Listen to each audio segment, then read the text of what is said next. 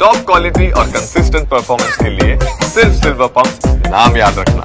ವಿಮಾನ ದುರಂತಕ್ಕೆ ಸಂಬಂಧಪಟ್ಟಂತೆ 19 ಮೃತದೇಹಗಳನ್ನು ಈಗ ಸದ್ಯಕ್ಕೆ ಹಸ್ತಾಂತರ ಮಾಡಿದ್ದಾರೆ ಅವರ ಕುಟುಂಬದವರಿಗೆ. ನಿನ್ನೆಯಿಂದಲೂ ಕೂಡ ಅವರ ಕುಟುಂಬಸ್ಥರು ಆಸ್ಪತ್ರೆಗಳ ಬಳಿ ಬಂದು ದೌಡಾಯಿಸಿ ಅಳಲನ್ನು ತೋಡ್ಕೊಳ್ತಾ ಇದ್ರು. ದಯವಿಟ್ಟು ಅವರ ಮೃತದೇಹಗಳನ್ನಾದರೂ ನಮಗೆ ಕೊಡಿ, ನಾವು ಅಂತ್ಯ ಸಂಸ್ಕಾರವನ್ನು ನೆರವೇರಿಸ್ತೀವಿ ಅನ್ನುವಂಥದ್ದನ್ನ ಗೋಳಾಡ್ತಾ ಇದ್ರು. ಬಟ್ ಸ್ಟ್ರಿಕ್ಟ್ ಆಗಿ ಅಲ್ಲಿ ಡಾಕ್ಟರ್ಸ್ ಎಲ್ಲರೂ ಕೂಡ ಅಧಿಕಾರಿಗಳು ಹೇಳ್ತಾ ಇದ್ದಿದ್ದು, ನಮ್ಮ ಬಳಿ ನಿಮ್ಮ ನಂಬರ್ಸ್ ಇದೆ, DNA ಮ್ಯಾಚ್ ಆಗುತ್ತೆ, ಅದಾದ ನಂತರ ನಾವು ನಿಮ್ಮನ್ನು ಕರಿತೀವಿ, ನೀವು ಬಂದು ಮೃತದೇಹವನ್ನು ತೆಗೆದುಕೊಂಡು ಹೋಗ್ಬೋದು ಅನ್ನುವಂಥದ್ದನ್ನ ಹೇಳಿದ್ರು ಕೂಡ ಪಾಪ ಪದೇ ಪದೇ ಹೋಗಿ ಕೇಳ್ತಾ ಇದ್ದಾರೆ, ಮೃತದೇಹಗಳನ್ನು ಕೊಡಿ ಅಂತ ಹೇಳಿ ಕುಟುಂಬಸ್ಥರು ಕೂಡ ಅಂಗಲಾಚ್ತಾ ಇದ್ದಾರೆ. ಈಗ ಸದ್ಯಕ್ಕೆ 19 ಜನರ ಮೃತದೇಹವನ್ನು ಅವರವರ ಕುಟುಂಬಸ್ಥರಿಗೆ ಈಗ ಹಸ್ತಾಂತರ ಮಾಡಲಾಗಿದೆ. ಅಲ್ಲಿಗೆ ಟೋಟಲ್ ನೋಡಿದ್ರೆ ಇದುವರೆಗೂ 39 ಮೃತದೇಹಗಳ DNA ಮ್ಯಾಚಿಂಗ್ ಆಗಿದೆಯಂತೆ. ಸೊ DNA ಮ್ಯಾಚಿಂಗ್ ಹಿನ್ನೆಲೆಯಲ್ಲಿ ಮೃತದೇಹಗಳ ಹಸ್ತಾಂತರ ಪ್ರಕ್ರಿಯೆ ಈಗ ಆರಂಭವಾಗಿದೆ. ಅಹಮದಾಬಾದ್ನ ಸಿವಿಲ್ ಆಸ್ಪತ್ರೆಯಲ್ಲಿ ಹಸ್ತಾಂತರ ಮಾಡುವಂಥ ಒಂದು ಕೆಲಸ ಆಗ್ತಾ ಇದೆ. ಸದ್ಯಕ್ಕೆ ಸ್ಥಳದಲ್ಲಿ ನಮ್ಮ ಪ್ರತಿನಿಧಿ ಹರೀಶ್ ಇದ್ದಾರೆ, ಮತ್ತಷ್ಟು ಡೀಟೇಲ್ಸ್ ಅನ್ನು ಪಡಿತೋಣ. ಹರೀಶ್, ಅವರ ಸಂಬಂಧಿಕರು ಕೂಡ ಪಾಪ ಕೇಳ್ತಾ ಇದ್ದಿದ್ದು, ಅಟ್ಲೀಸ್ಟ್ ಈಗ ಮೃತದೇಹಗಳನ್ನಾದರೂ ನಮಗೆ ಕೊಡಿ, ನಾವು ಅಂತ್ಯ ಸಂಸ್ಕಾರವನ್ನು ಮಾಡಬೇಕು ಅಂತೇಳಿ. ಈಗಾಗಲೇ 3 ದಿನ ಆಗಿದೆ, ಬಟ್ ಇನ್ನೂ ಕೂಡ ನಮಗೆ ಮೃತದೇಹಗಳು ಸಿಗ್ತಾ ಇಲ್ಲ ಅನ್ನುವಂಥದ್ರ ಬಗ್ಗೆ ಅಳಲು ತೋಡ್ಕೊಳ್ತಾ ಇದ್ರು. ಬಟ್ ಈಗ ಪ್ರಕ್ರಿಯೆ ಸ್ಟಾರ್ಟ್ ಆಗಿದೆ ಅನ್ಸುತ್ತೆ. ಇಟ್ ವಿಲ್ ಟೇಕ್ ಟೈಮ್, ಸಹಜ. ಯಾಕಂದ್ರೆ 240-270 ಜನ ಈಗ ಅಲ್ಲಿ ಸಾವನ್ನಪ್ಪಿರೋದ್ರಿಂದ ಪ್ರತಿಯೊಬ್ಬರ DNA ಮ್ಯಾಚ್ ಆಗಬೇಕು, ಆ ರಿಪೋರ್ಟ್ ಬರಬೇಕು, ನಂತರವೇ ಹಸ್ತಾಂತರ ಮಾಡಬೇಕಾಗಿರುತ್ತೆ. ಹರೀಶ್. ಹೌದು ರೆಹಮಾನ್, ಈ ಒಂದು ದುರಂತ ಸಂಭವಿಸಿ 3 ದಿನಗಳು ಕಳೆದಿರುವಂತಹದ್ದು. ಆದ್ರೂ ಕೂಡ ಮೃತದೇಹಗಳನ್ನ ಹಸ್ತಾಂತರ ಮಾಡೋದು ತುಂಬಾ ಕಷ್ಟ ಆಗ್ತಿದೆ. ಯಾಕಂತಂದ್ರೆ ಮೃತದೇಹಗಳು ಸುಟ್ಟು ಕರಕಲಾಗಿರುವಂತಹದ್ದು, ಯಾರ ಮೃತದೇಹ ಯಾರು ಪ್ರಯಾಣಿಕರು ಅನ್ನುವಂತಹದ್ದು ಸ್ಪಷ್ಟವಾಗಿ ಗೊತ್ತಾಗ್ತಿಲ್ಲ. ಹಾಗಾಗಿ DNA ಮೊರೆ ಹೋಗಿರುವಂತಹದ್ದು. ಯಾವಾಗ ಮೃತದೇಹಗಳು ಸಿಕ್ಕಿದ್ವು ಆಗಿನಿಂದಲೇ DNA ಪರೀಕ್ಷೆಯನ್ನ ಮಾಡ್ಲಿಕ್ಕೆ ಎಲ್ಲ ರೀತಿಯಂತ ಸಿದ್ಧತೆಗಳನ್ನ ಮಾಡ್ಕೊಳ್ಳಲಾಗಿತ್ತು. ಎಲ್ಲ ಸಿಕ್ಕಂತಹ ಮೃತದೇಹಗಳ DNA ಪರೀಕ್ಷೆಯನ್ನ ಮಾಡಲಾಗಿತ್ತು. ಮತ್ತೆ ಅವರ ಸಂಬಂಧಿಕರನ್ನು ಕೂಡ ಕರೆಸಿ ಅವರ DNA ಸ್ಯಾಂಪಲ್ ಅನ್ನು ಕೂಡ ಕಲೆಕ್ಟ್ ಮಾಡಿಕೊಳ್ಳಲಾಗಿತ್ತು. ಇದುವರೆಗೆ ಸಿಕ್ಕಿರ್ತಕ್ಕಂತಹ ಎಲ್ಲಾ ಮೃತದೇಹಗಳ DNA ಸ್ಯಾಂಪಲ್ ಅನ್ನ ಕಲೆಕ್ಟ್ ಮಾಡಿಕೊಳ್ಳಲಾಗಿದೆ. ಮತ್ತೆ ಬಹುತೇಕ ಅವರ ಸಂಬಂಧಿಕರ DNA ಸ್ಯಾಂಪಲ್ಗಳನ್ನು ಕೂಡ ಕಲೆಕ್ಟ್ ಮಾಡಿಕೊಂಡಿರುವಂತಹದ್ದು. ಈಗ DNA ಮ್ಯಾಚ್ ಮಾಡುವಂತಹ ಕೆಲಸ ನಡೀತಾ ಇದೆ. ಇದುವರೆಗೆ 39 DNA ಮ್ಯಾಚ್ ಆಗಿರುವಂತಹದ್ದು.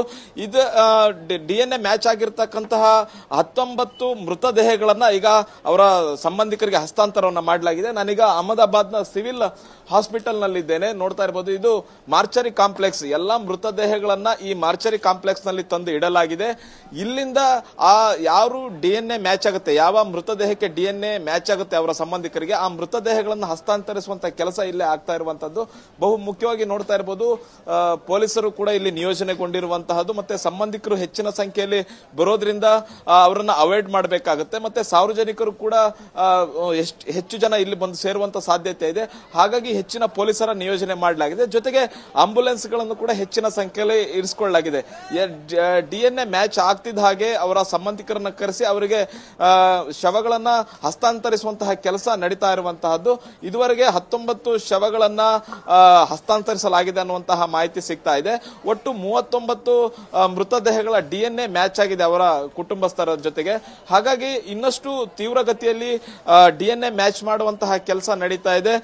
ಇನ್ನಷ್ಟು ಕೆಲವು ಮೃತದೇಹಗಳಂತೂ ಯಾವುದೇ ರೀತಿಯಾದಂತಹ ಗುರುತು ಸಿಗದಂತೆ ಸುಟ್ಟು ಕರಕಲಾಗಿರೋದ್ರಿಂದ DNA ಮ್ಯಾಚ್ ಮಾಡುವಂತಹದ್ದು. ಜೊತೆಗೆ ಅವರ ಸಂಬಂಧಿಕರನ್ನ ಬೇರೆ ಬೇರೆ ದೇಶದಲ್ಲೂ ಕೂಡ ಇರ್ತಾರೆ, ಅವರ DNA ಕೂಡ ಮ್ಯಾಚ್ ಆಗಬೇಕಾಗುತ್ತೆ. ಯಾಕಂತಂದ್ರೆ 50ಕ್ಕೂ ಹೆಚ್ಚು ವಿದೇಶಿ ಪ್ರಯಾಣಿಕರು ಆ ವಿಮಾನದಲ್ಲಿ ಪ್ರಯಾಣವನ್ನ ಮಾಡ್ತಾ ಇದ್ರು. ಅವರ DNA ಮ್ಯಾಚ್ ಮಾಡಬೇಕು, ಅವರ ಮೃತದೇಹಗಳನ್ನು ಕೂಡ ವಿದೇಶಕ್ಕೆ ರವಾನಿಸಬೇಕು. ಇವೆಲ್ಲವೂ ಕೂಡ ಚಾಲೆಂಜ್ ಆಗಿರುವಂತಹ ಕೆಲಸಗಳು. ಆ ಕೆಲಸಗಳನ್ನು ಕೂಡ ನಡೀತಾ ಇದೆ. ಮತ್ತೆ ಪ್ರಧಾನಿ ನರೇಂದ್ರ ಮೋದಿ ಅವರು ಮೊನ್ನೆ ಈ ಒಂದು ಸ್ಥಳಕ್ಕೆ ಭೇಟಿಯನ್ನು ಕೊಟ್ಟಿದ್ರು, ಸಿವಿಲ್ ಆಸ್ಪತ್ರೆಗೆ ಭೇಟಿಯನ್ನು ಕೊಟ್ಟು ವೈದ್ಯಾಧಿಕಾರಿಗಳ ಜೊತೆ ಚರ್ಚೆಯನ್ನ ಮಾಡಿದ್ರು. ಆದಷ್ಟು ಬೇಗ DNA ಟೆಸ್ಟ್ ಆಗಬೇಕು, ಮತ್ತೆ ಎಲ್ಲಾ ಮೃತದೇಹಗಳನ್ನ ಆದಷ್ಟು ಬೇಗ ಅವರ ಕುಟುಂಬಸ್ಥರಿಗೆ ಹಸ್ತಾಂತರಿಸಬೇಕು ಅನ್ನುವಂತ ಸೂಚನೆಯನ್ನು ಕೊಟ್ಟಿದ್ರು. ಅದರ ಜೊತೆಗೆ ಈಗ ಪೊಲೀಸ್ ವ್ಯವಸ್ಥೆ ಕೂಡ ಸಾಥನ್ನ ನೀಡಿರುವಂತಹದ್ದು ವೈದ್ಯಾಧಿಕಾರಿಗಳ ಜೊತೆ. ಇಲ್ಲಿ ಸಂಪೂರ್ಣವಾದಂತಹ ವ್ಯವಸ್ಥೆಯನ್ನ ಹಿರಿಯ ಪೊಲೀಸ್ ಅಧಿಕಾರಿಗಳು ನೋಡ್ಕೊಳ್ತಾ ಇದ್ದಾರೆ. ಮತ್ತೆ ಹಿರಿಯ ವೈದ್ಯಾಧಿಕಾರಿಗಳು ಕೂಡ ಅಷ್ಟೇ ವೇಗವಾಗಿ DNA ಪರೀಕ್ಷೆಯನ್ನ ಮಾಡಿ ಮೃತದೇಹಗಳಿಗೆ ಮತ್ತೆ ಅವರ ಕುಟುಂಬಸ್ಥರಿಗೆ DNA ಮ್ಯಾಚ್ ಮಾಡಿ ಆದಷ್ಟು ಬೇಗ ಕೊಡಬೇಕು, ಮೃತದೇಹಗಳ ಹಸ್ತಾಂತರ ಮಾಡಬೇಕು ಅನ್ನುವಂತ ಪ್ರಯತ್ನದಲ್ಲಿರುವಂತಹದ್ದು. ಇನ್ನು ಗುಜರಾತ್ನ ಮಾಜಿ ಮುಖ್ಯಮಂತ್ರಿ ವಿಜಯ್ ರೂಪಾನಿ ಅವರು ಕೂಡ ಇದೇ ವಿಮಾನದಲ್ಲಿ ಪ್ರಯಾಣಿಸ್ತಾ ಇದ್ರು. ಅವರು ಕೂಡ ಸಾವನ್ನಪ್ಪಿರುವಂತದ್ದು. ಅವರ ದೇಹ ಗುರುತಿಸಲಾಗದ ಸ್ಥಿತಿಯಲ್ಲಿ ಇರುವುದರಿಂದ ಅವರ DNA ಮ್ಯಾಚ್ ಕೂಡ ಆಗಬೇಕಾಗಿದೆ. ಇದುವರೆಗೂ ಕೂಡ ಅವರ ಮೃತದೇಹ ಯಾವುದು ಅನ್ನುವಂತಹದನ್ನ ಗುರುತಿಸಲಿಕ್ಕೆ ಸಾಧ್ಯ ಆಗಿಲ್ಲ ಅನ್ನುವಂತಹದನ್ನ ಹೇಳಲಾಗ್ತಿರುವಂತದ್ದು. ಒಂದ್ ಕಡೆ ರಾಜ್ಕೋಟ್ ನಲ್ಲಿ ಅವರ ಅಂತಿಮ ಸಂಸ್ಕಾರ ಸಂಸ್ಕಾರಕ್ಕೆ ಎಲ್ಲಾ ರೀತಿಯಾದಂತಹ ಸಿದ್ಧತೆಗಳು ನಡೀತಾ ಇದೆ. ಅವರ ಕುಟುಂಬಸ್ಥರು ಕೂಡ ಈಗ ರಾಜ್ಕೋಟ್ಗೆ ತಲುಪಿದ್ದಾರೆ. ಆದ್ರೆ ಇದುವರೆಗೂ ಕೂಡ ಮಾಹಿತಿ ಬಂದಿಲ್ಲ ವಿಜಯ್ ರೂಪಾನಿ ಅವರ ಮೃತದೇಹ ಪತ್ತೆ ಆಗಿದೆಯೋ ಇಲ್ವೋ ಅನ್ನುವಂತಹದ್ದು ಇದುವರೆಗೂ ಕೂಡ ಆಗಿಲ್ಲ, ಗೊತ್ತಾಗಿಲ್ಲ. ಆದ್ರೆ ಅವರ ಕುಟುಂಬಸ್ಥರು ಕೂಡ DNA ಸ್ಯಾಂಪಲ್ಸ್ ಅನ್ನ ಕೊಟ್ಟಿದ್ದಾರೆ. ಇವತ್ತು ಸಂಜೆ ಒಳಗೆ ಅವರ ಬಾಡಿ ಪತ್ತೆ ಆಗುವಂತಹ ಸಾಧ್ಯತೆ ಇದೆ, DNA ಮ್ಯಾಚ್ ಆಗುವಂತಹ ಸಾಧ್ಯತೆ ಇದೆ. ನಂತರ ಗುಜರಾತ್ನ ರಾಜ್ಕೋಟ್ ನಲ್ಲಿ ಅವರ ಅಂತ್ಯ ಸಂಸ್ಕಾರ ಕೂಡ ನಡೆಯಲಿದೆ. Thank you.